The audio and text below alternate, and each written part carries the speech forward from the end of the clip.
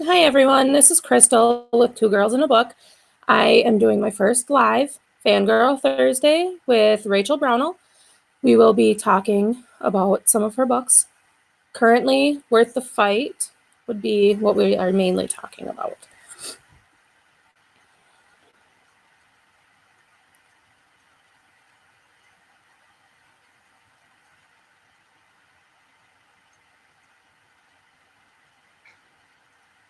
Hi Rachel. Hi. Do we have anybody yet? I am just actually trying to figure out how to invite people.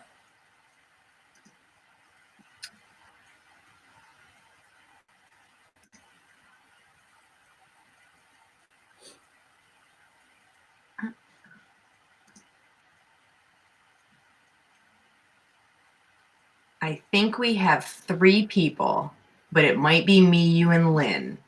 So I don't know. I'll ask her.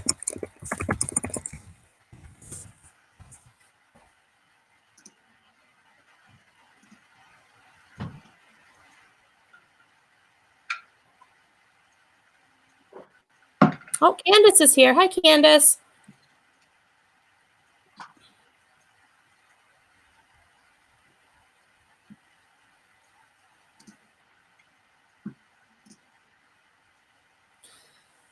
Okay, so let's start with Worth the Fight. It's what number did you tell me? How many books now? Number 27. How is releasing it different from your first? First book, I was with a publishing company, so I had little to no control over pretty much anything. So doing it all yourself is definitely different, more challenging, but at the same time, for me, I like it a lot better just because I can make my own decisions. I don't have to worry about what somebody else wants to do versus what I want to do. Right. Is there anything that you would go back and tell yourself to do differently? Well, there's a lot of things that I've learned in the last 6.5 years. If I could tell myself all of those things, I would, and save myself a lot of trouble. It's every release you learn something new. Some things that worked 3 or 4 years ago don't work anymore. And some of the things that, you took a chance on back then, they're absolutely amazing now. So, when I started releasing, there wasn't, this BookBub and all of this other stuff that you could, tools you could utilize. And so they're great now. If you can utilize them properly. Yeah. I know even like with Facebook, everything's changing. Hi, Kayla. Hi, Melanie. What can you tell us about Worth the Fight without spoiling anything? It was fun to write. I think one of the things I enjoy most is writing those secondary characters, the best friend, the one who's not afraid to tell you like it is. But in this book, the secondary character is actually not a good person, and you find that out right away. And to start a book completely throwing somebody under the bus and just really talking about how bad they are and how awful and how deceitful it's almost like you get all of the negative out and then it's a breath of fresh air for the rest of the book. So that was a lot of fun because instead of building towards this climax and then fall and then another climax later on, it was you start right there at the peak of what's going on and you get the backstory as you go down. So it's a lot of fun. And I liked this couple. They were the type of couple that, you read about in books and go, oh man, I wish I had someone like that in my life. I felt that when I read it too. So it worked. It absolutely worked. That's for sure.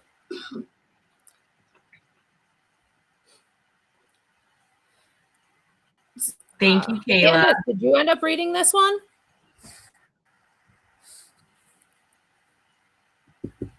Who did you ask? I asked Candace if she had gotten to read this one. I know the last time I knew she was reading Dear Maggie. You ended up rebranding a lot of your books too. Do you see any? I did. Difference, I guess. You know, the first set that I rebranded was the Holding On series. And the only thing I really did with those, because Holding On and Unglued were originally with the publishing company. So when I rebranded those, I had put out the 4th book and I did all new covers and everything like that. But I didn't really do much aside from that. And since then I've rebranded, I think when I rebranded Dear Maggie, that was like my 3rd book that I've rebranded. And this time around did, you know, new covers, new titles. And again, that's all part of the learning process of, oh, I love this cover. This is beautiful. It's perfect, but it doesn't sell. It doesn't really tell you about the story. So, you know, throughout the years, just learning, like I love the original cover for Dear Maggie. I absolutely love that cover. It was so unique and the colors just pop. You've got it behind you, don't you? I do. I absolutely do. Oh my gosh, Cassie Root did that cover and it's still one of her favorite covers as well. And because it's just so different, but looking at that cover, it does not tell you it's a romantic comedy. It doesn't tell you anything about it. It looks like a romance. Yeah. I mean, you've got the hearts on there and the pink and all of that, but it doesn't really tell you what the book is about, what genre it is. And, you know, if I'm trying to catch someone's attention with just the cover, that has to speak volumes. So Dating Dilemma, I have a copy of it.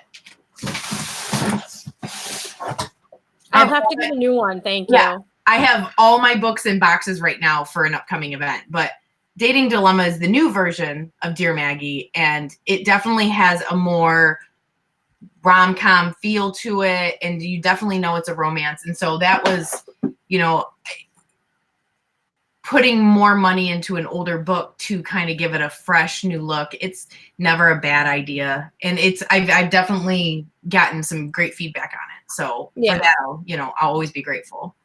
Now, do you have any crazy fans like me that'll actually buy both versions? You. I do. I have a handful of really, really dedicated readers that, you know, when I go to events like Once Upon a Book, or we used to do Utopia in Nashville.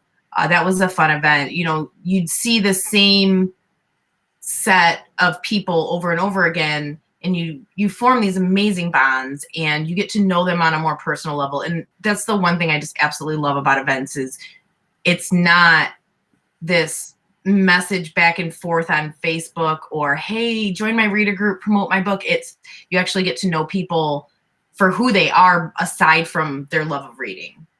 Right. Talking about events, where can you be found this year? The only event I'm doing is a Polycon in Washington, D.C. next month. We're turning it into a family trip, which is going to be awesome because neither myself, my son, nor my husband have been to Washington, D.C. to see like the sites and stuff like that. And even though the signing, I have to be there for 3 days and do 3 days worth of stuff, there's still going to be some time to explore the city. And my former brother-in-law, his new wife works for the government. So we're getting a self-guided tour of the White House, which is wow, that'll be awesome. It's going to be a lot of fun. So like, it's something that they don't do a lot of them, but we're going to be lucky enough that we get to walk through. So I'm pretty excited about that because I never thought I'd be going to the White House. So kind of excited really for that. Enjoy that too, I hope. I'm sorry? Your son will really enjoy that too, I think. Oh yeah, he's super excited. We're actually pulling him out of school to go on this trip. And then He'll I found be learning a little bit. Yeah, well, yeah, it's educational. Yeah. Then I found out 2 weeks ago that next year as an 8th grader, they take a trip to Washington, D.C. So wow. Yeah, so he gets to go twice in 2 years now. He'll still have fun. Next year once with mom and dad and once with friends. Yeah, well, yeah, absolutely. Who else? How about we're all out of order, but yeah, I know. What are you working on now? Right now I'm working on, it's kind of a secret project, but not really, because if you're in the reader group, you already know about it, but I'm working on the 7th book in the Rumours series. So there really wasn't going to be more past book 6. I started writing like a side novella for my newsletter with one of them, like the extended characters. And it's not going to be a novella anymore.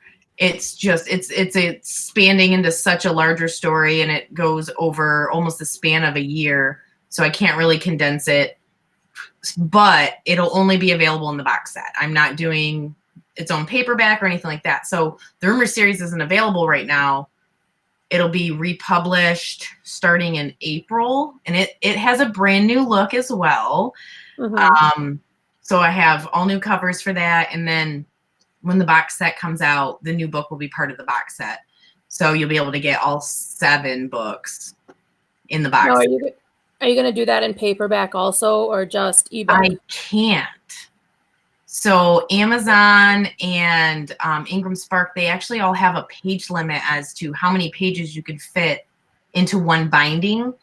Amazon's page count is lower, but even with Ingram Spark putting all 7 of those books together, it would be, with just the 6 right now, it would be like 1,400 pages. And then adding that 7th book in, they can't bind that for you. So I won't be able to have it in paperback, unfortunately. You'll get it. Don't worry. We'll get it to you somehow. I know that. Well, I know I was thinking that, but I know like the Rumors, you did 2 to a book. Yeah. And then they're pretty big. Well, the volumes were kind of a side thought, because I really didn't want to carry around 6 different books to each signing. So I'm like, okay, put them in volumes, and people can get kind of a deal. You get 2 books for 1 paperback. I wish I could put this 7th book into a paperback, but there's just, as everything that I've looked at and looked into, there's absolutely no way to put all of these books together. If I could, I definitely would, and I know my formatter would give me a wrap. Or not my formatter, my designer. So I was gonna say, you're your own formatter. I am my own formatter. I do that myself, yeah. And for other people, because I've got a couple emails waiting for me tonight. Good. Okay, going back to Worth the Fight. Okay. We forgot to discuss what it is about. Like you spoke a little bit about it. So it is a friends to lovers romance. So you've got Cassidy and Liam, who've been friends and have grown up. It's that kind of relationship where your parents are best friends, so you're best friends, and you just kind of grow up together, and you go through all of those stages in life together. And it's that bond that it's almost like family, but not quite. But after Cass goes through all of these things that you find out right away in the beginning of the book, he is that one person that she can lean on, and that kind of makes them look at things in a different light.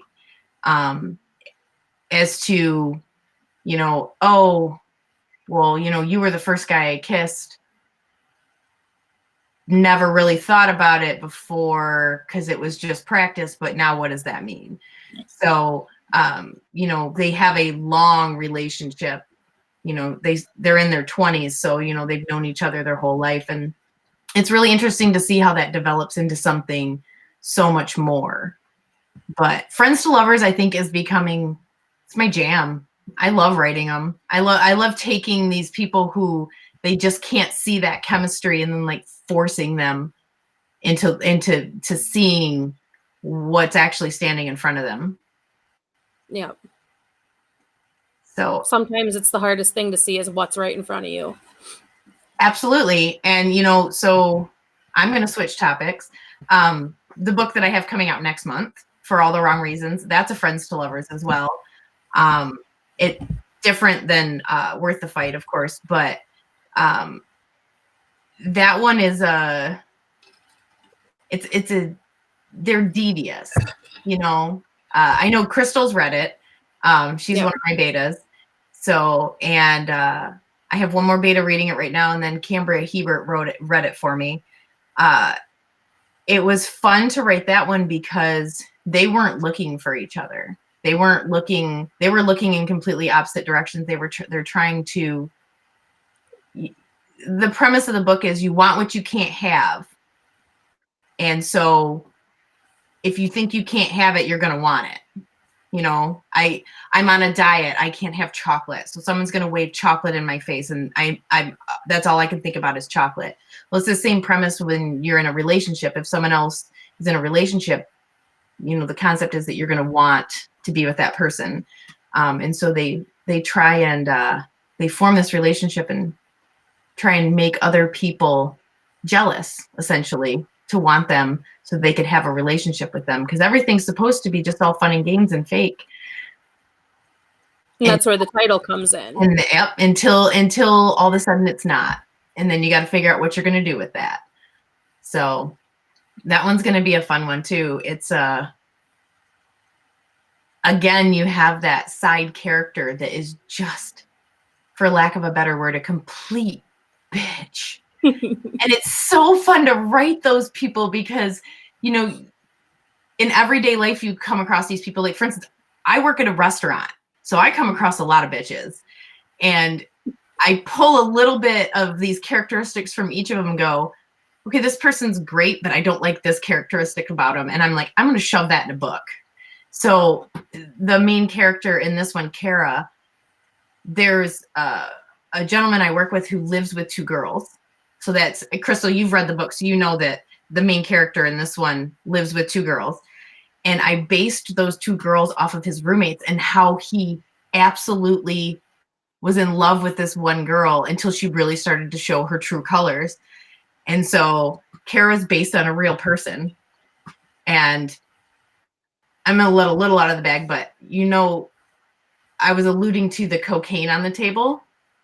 Do you remember that part? Yeah. Yep. Oh, that was a real thing for him. And he was very angry about it. And I'm just like, I looked at him and I was like, well, you didn't do it. And by the way, that's going in a book. Just, you know, these people look at me and they shake their head. They're like, really? And I'm like, you're going to have to read this when it's done. I did your roommate some serious justice. She would not like this book. And that's when you give it to him signed for his roommate. No, I've never met her. I've only heard about her.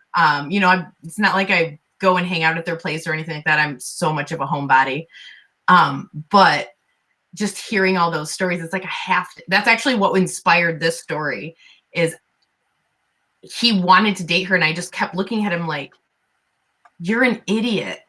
Like no, do you hear what you're saying about this person? You're an idiot. So that's where this whole concept of the story started. And then it formed into something that was not really along the lines of where I thought it was going to go, but they never go the way I think they're going to go. Yep. So are we ready for some questions? We are. I know there was one. Let's see. It says, from Candace. When does, that's not what was just on there. I'm looking at the chat. I've got, Kayla says, which of your characters is most like you and why? So I've gotten this one before, and it's funny because the first book I wrote was Holding On. And I have to say that the main character, Becca, has to be most likely like me, just because when you first start out doing this, you kind of only write what you know. So my mom started reading the book and actually had to put it down because she's like, this is your life story. I can't read this. And I'm like, this is so not my life story. But she was so entranced by the character saying that she thought it was me because, you know, I gave her characteristics of playing tennis, which is something that I did in high school. I moved to Arizona in the middle of high school. That's another big factor in there. But I had a best friend in high school that was a guy. But like all the other elements of the book and of the series are complete bull. Like they're not related to me at all. But you start where you know. So you know, I had written part of that book when I was in high school. I just Wow. Complete piece of crap. So I rewrote it when I found it later on in life. That's how this all got started to begin with. But yeah, I would definitely say Becca. And that those are, as much as I love those books for being my first babies, they're by far not my best. You know, it's nobody wants to read about me. My life is not that interesting. You'd be surprised, though. I mean, Couple more drinks in my life would be more interesting. What else do we got?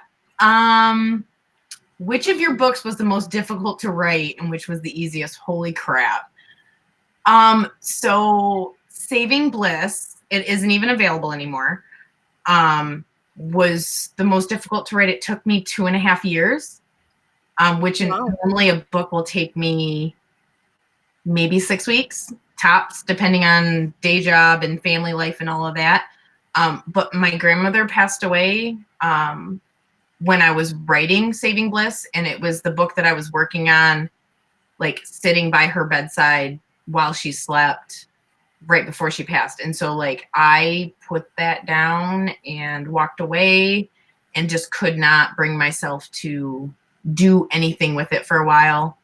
And then my characters were just horrible to me. They didn't want to do what I wanted them to. So that made it very challenging.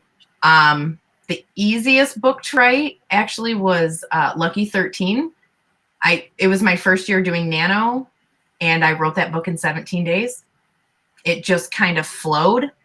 I don't know why. I love that book, but I have no idea why that was so much easier than all the rest. It just kind of, the thought process was just on point and the words came out, and I had days where I typed like 13,000 words in a day, which is not my average, not even close. So they can take anywhere from 17 days to 2.5 years. There's plenty in between. Sorry, hold on. My cat's scratching at the door. Candace, when does that one come out next? Okay, so For All the Wrong Reasons releases on March 16th. Yes, March 16th. I'm confident in that answer. I did the math. The cover reveal is going to be March 2nd, and then it releases the 16th. There isn't a pre-order or anything like that. I can post, I have a link where you can sign up to get a release day alert, because it'll be 99 cents on release day only, and then the price will go up to $3.99 as soon as Amazon adjusts that night. Hi, Jenny. Elizabeth. Yeah, it is nice to look back on growth, Candace. It's really weird to think about what it felt like to publish that first book and like all the anxiety and then not really having control, and then to see where I am now and go, oh, I've got this, sort of, maybe, don't know. Still, you still get the jitters. I send Crystal my book to beta, and I'm like, oh my God, she's gonna hate it. I don't know what I'm gonna do. She hates it. So it's I remember cussing you out a time or two. Yeah, well, I mean, I love getting comments back from you, and then Maria should be giving me back For All the Wrong Reasons anytime this week or early next week, and her comments always make me laugh. My editor, she'll be like, you've repeated this word 8 times in the last 8 paragraphs, and I fixed it. Or rephrase. And then she'll be like, oh my God, this is the best sentence you've ever written. So like it's the sandwich, like good comment, what are you doing? Good comment. And so then you get to go in, and I'll read back through things. Crystal beta read, and I had done one of those find and replace with a name. And so I had a couple words that didn't make sense. Passion Nathan Lee. Mm-hmm. I mean, we could start a movement to make it a word. Yeah. The first time I was like, okay, this was interesting. The second time I'm like, how did this happen? And then the third I'm like, for real? Maria called me out on it too. She's like, what is this? I was like, oh crap, I didn't send you the updated version. How many books are you planning to release in 2020? That's a really good question. So my husband and I are building a house. Yay! Yeah. I have slowed down significantly in how much I'm writing daily and weekly. But I do have, is it right? It's right here. I have a plan. You can't see that. If I do everything I plan this year, I will release 1, 2, 3, 4, 5, 6, 7, 8, 9. My best year was 2018 when I released 8 books in 6 months. Wow. 9's going to be a stretch. I don't really think I can do 9. But I'm hoping to release, obviously For All the Wrong Reasons is coming out. I'm re-releasing the Rumours series and then adding book 7. So that'll be 2 new books. And then I have the Heartbreaker trilogy that I'd really like to get out this year. I've had the freaking amazing covers for like a year and a half now. And I absolutely love them. And the story concepts I'm in love with still. When I get a thought in my head, I get distracted. And then I have to write that book. So they're on the list. And then I have ideas for another trilogy. And I want to write something special this year. So I'm going to try and do a holiday book, like a Christmas themed book. That will be fun. Yeah, it should be fun. But the thing about it is, so when you write a Christmas themed book that's going to release like in December, you're writing it in like August. So I've got to get in the Christmas spirit in the middle of summer. So, and then, I might write those 9 books this year, but I might not publish them all, just depending on when we move. And we should have dates from our builder, hopefully in the next 3 weeks, as to like when they break ground, and then an estimate, like a 2-week window of when our closing date's going to be. But it's like, it's going to be really stressful. And I don't want to add on top of that, because we have to move out of here probably before the house is done. So we've been renting this house for 6 years and accumulated a boatload of crap that we have to move. Yeah. And then we're purging it. Yeah, well, and that's the idea, is to purge it and not move it. The one thing I do like about this house is it has a lot of living space, but as far as like your basement storage space, it's a very small area. So it's a really good reason to get rid of everything except like holiday decorations. And if you can't find a spot for something, it's got to go bye-bye. Yep. But I'm a purger. I told you about all the crap falling out of my closet, right? That was before the live. Yep. Oh, I cleaned my office for you guys. You're welcome. Because I had a waterfall of fun stuff coming out of that walk-in closet behind me. It's all shoved back in there. You can't walk in there, but it's in the closet. Oh, we got a new question from Melanie. Yes. I just missed it, though. Are you a plotter or a pantser? I try to plot. That would be Saving Bliss. That took me 2.5 years. I am a pantser 120%. So I'll go in and I'll like, no, I need this point and this point and this point. But beyond that, getting from A to B, it happens how it happens. If I try and plan it out, more than likely I'm going to take a 90-degree turn in the wrong direction. So what else we got? Going to any author events this year. Jenny, I don't think I'll see you this year. I'm not going to Once Upon a Book as of right now as an author.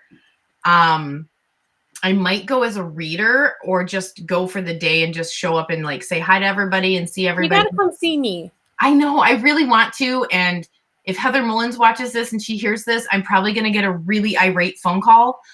But it's in the middle of summer, and with everything else we have going on, like so my husband was in the Marine Corps. He's a huge fan of the Blue Angels. They're flying in Traverse City for Cherry Festival this year. So we're definitely planning on going up for that, which is only a couple weeks before Once Upon a Book.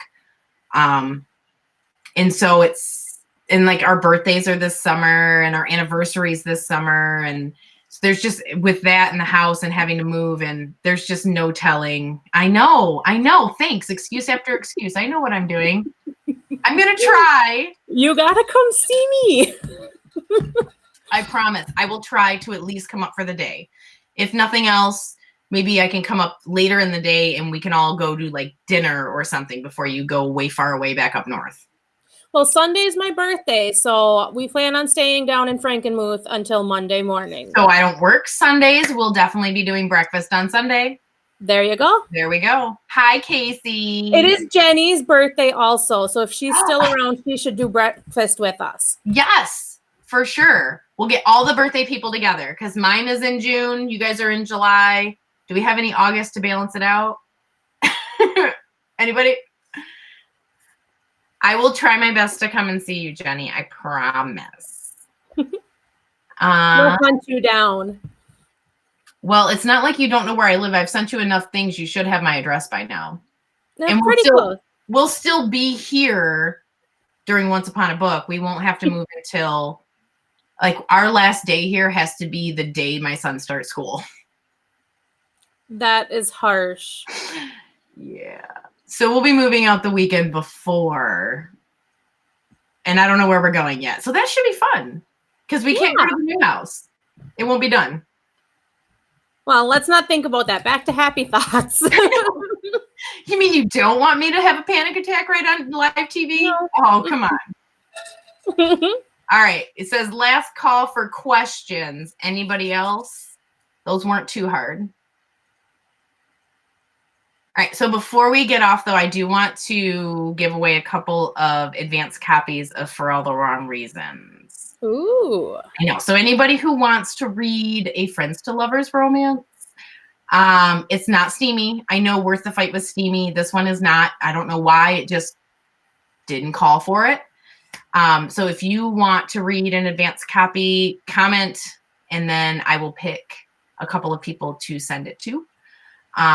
You ladies will not be disappointed. You say that about everything. I really do. You just love books. I do. Well, so far you've read it and you loved it. Cambria read it. Cambria loved it. I'm thinking Maria loved it, except for the what the heck is this word with the in whatever it was. Nathanly. And then Christy should be getting back to me this week too. So not very many people have read it. If you want the honor of reading it, I will pick 2 people to send it to, and I'll contact you. It'll be an interesting read. It took me, I don't know why. My books aren't normally that long. My books normally average anywhere between like the 60 and 70,000 mark. But when I went through and read it, it took me 7 hours to read it. I don't know why. I guarantee it did not take Crystal that long. I promise. No, I didn't think so. I was reading it. It went to the store because I was looking for errors. Yeah. And I knew what it was supposed to say. So it took me 7 hours. And all of a sudden I was like, Jesus, where did the day go? This is insane. I know it took me a little bit longer just because it was the Word document instead of on my Kindle, but yeah. I choose that just because it's easier to comment and catch Very things.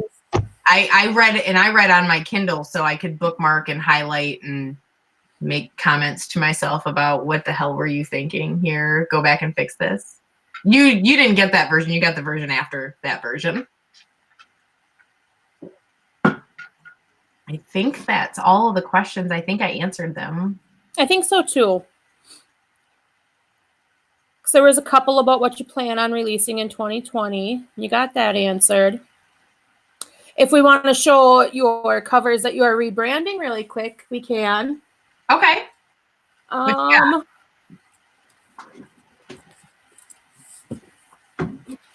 Here's the rumors. Yep. She said that I'm starting last first. That's okay. I love these covers just because they do have the different colors. Yes. This one's my favorite, though, because it's just, it is.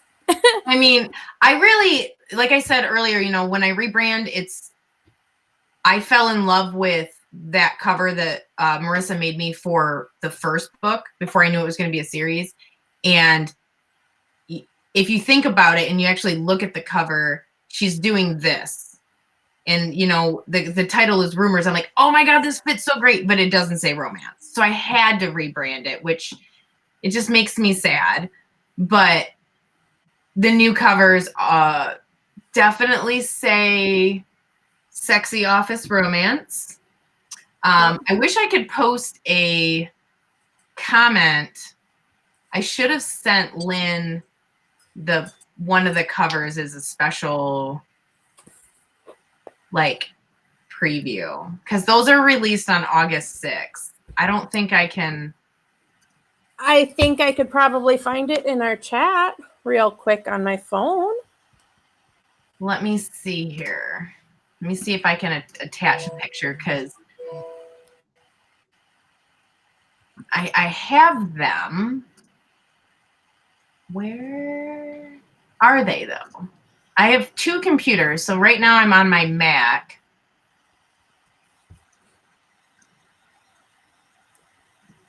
Oh, there we go.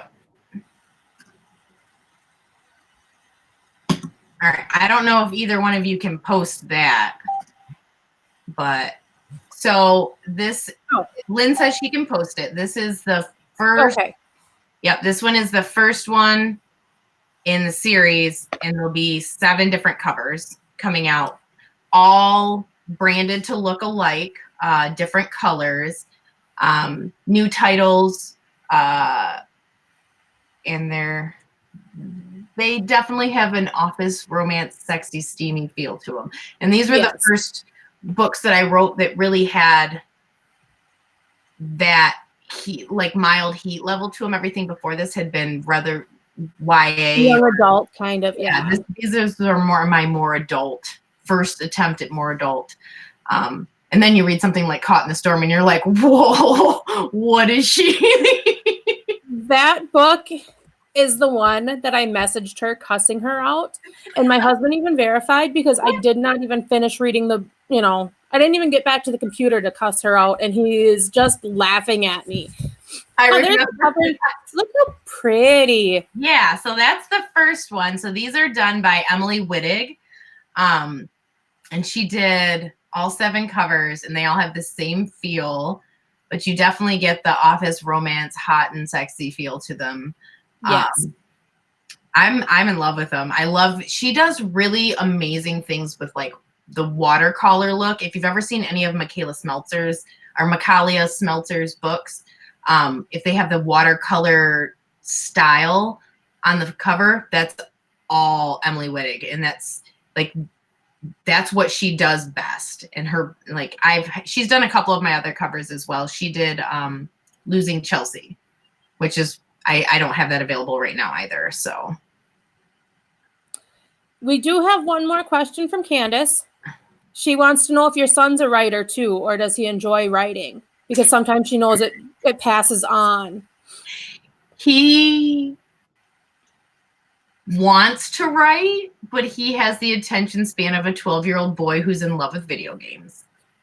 So he's started a couple of different things, and he has ideas for a bunch of different things. And he'll get on these little kicks where if most of the time I write in my office. But sometimes I'll like sit in bed and write, and he'll come in there and with his little notebook and like start writing things. And I think he'll get he's had like a page and a half at most in one story. Like he loses that attention span to create things, and a page and a half is the complete story. Like that, it's beginning to end, all done. So, if he decides he wants to do it, I'll definitely help him develop a full book versus, the robots landed and the robots killed everybody and then everything was happily ever after. Because that's kind of how it starts, finishes, and ends. Now, see, that'd be how my husband would read any story. Don't talk bad about Ed. You know I love your husband. I know. I'll tell him too. I know, you know, we've got a 3-way chat going on Facebook still. Candace said, Jenny says she loves the Rumours covers. Thank you. Candace says Rumours is her favorite of yours so far. Ooh. Let's see. Kayla likes the new cover. Thank you. Yeah, I'm really excited to release all of those. But you guys haven't seen the cover for all the wrong reasons either, and that might. Have I seen that one yet?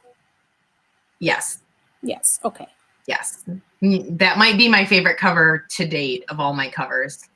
So it's yeah. I like purple. Now, I never liked purple before. I like purple now. So it's a good one. Marissa with Cover Me Darling did that one. I randomly keep going back to the same cover designers. I think there's only a couple that have been done by outside designers. Hart and Bailey did the Heartbreaker trilogy that I'll be releasing this year, hopefully. You know, got to write. If not this year, next year. Well, considering I was planning on releasing them last fall. No, the fall before. I'll keep on ya. Yeah, I'm going to need that. And someone needs to kick me in the butt. So Candace has 3 of those. I'm assuming you're talking about 3 kids without an attention span. Yes. 3 teenage boys. Don't say teenage. Mine's only 12. I don't want him to be 13. I'm in the same boat with you. Eric will be 13 in October, and I'm not. Yeah, Nick's going to be 13 in September. I'm really not excited about it. I said to my husband the other day, I was like, we're going to need to have another one so I have one to snuggle with. And I could see in his eyes the way he was planning on murdering me for that comment. So no, we're not going to have a new kid. We're just going to have a new house. There you go. I'm lucky enough to have my nieces. They're 5 and almost 3. So I have my youngest sister has a daughter who is going to be 10. And my middle sister, because I'm the oldest, she got married in August and they're trying right now. So pretty soon there should be a baby for you to snuggle and then give back. Pretty much. And, you know, my sister's going to have a mini me because that is her luck. She will get a mini her. Yeah. And then I'll have a mini her to snuggle. And I can give the baby back at night so I can sleep. It's going to be great. Exactly. Yep, best of both worlds. Buy air fresheners. Oh my God, yours don't like to shower either? Like, what is this? I love my morning showers. Like, I look forward to them. I have to, like, torture him to put him in the shower at night. Yep. Ridiculous.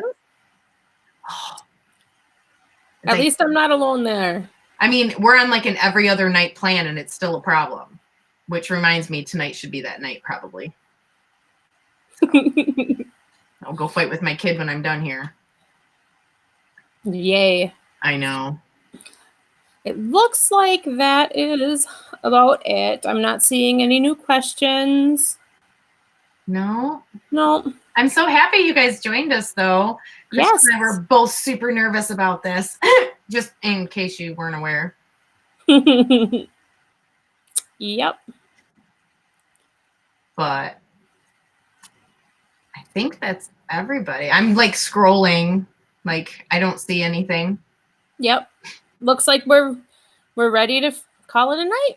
Thank you for joining us. Thanks, guys. And it was very fun. Yes, thank you, Rachel, for having me. Yes. I don't know how to end. Me neither. Help, Lynn.